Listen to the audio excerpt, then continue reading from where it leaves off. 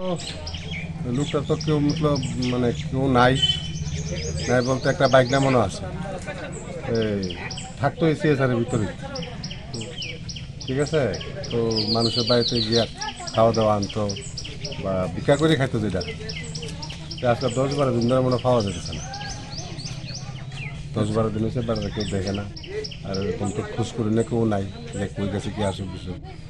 তো আজকে মনে হয় দুজন ভদ্র মিলে আইসে দেখছে দেখা মানে গন্ধ পাইছে, গরু দিতে সেটা খবর হয়েছে। মানে কি দেখছে? ওই গন্ধ পাইছে, গন্ধ পাই তো মাস্টারে হয় না, একটা এরকম জানা আছে যে তারা খাওয়া যেতেছে না, দেখছে আর কি গাতার মধ্যে ঘুরে আসছে। কি নাম তাদের? নাম তো আমরা তো নামও জানি না বেটা। বাড়ি কোন জায়গাতে? বাড়ি তো ওইদিকে নেওয়া চলো না, কই জানি আসলো বাড়ি। মানে এখানে কতদিন ধরে থাকতো?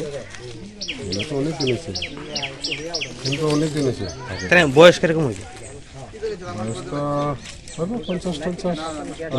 হয় নাকি বিক্ষোভ নাকি? হ্যাঁ, আমরা হিজড়ে সবাই মানে মাস্টার মাস্টার ডাকতো, মানে লেখাদি করছে না সবাই, এবার হিজড়ে ডাকতো আগে। বাচ্চারা আগে পড়াইতে লেগে মাস্টার মাস্টার ডাকতো আর কি। মানে তিনি শিক্ষক আসলে? হ্যাঁ, 12 পাস আসলো। মানে এরকম কিভাবে হয়েছে? এটা এরকম কীভাবে হয়েছে বলতে, এটা তো আগের থেকে এরকম কিটা বলতাম। জায়গার নাম কি? এটা হচ্ছে গোকুলনগর, সুকান্ত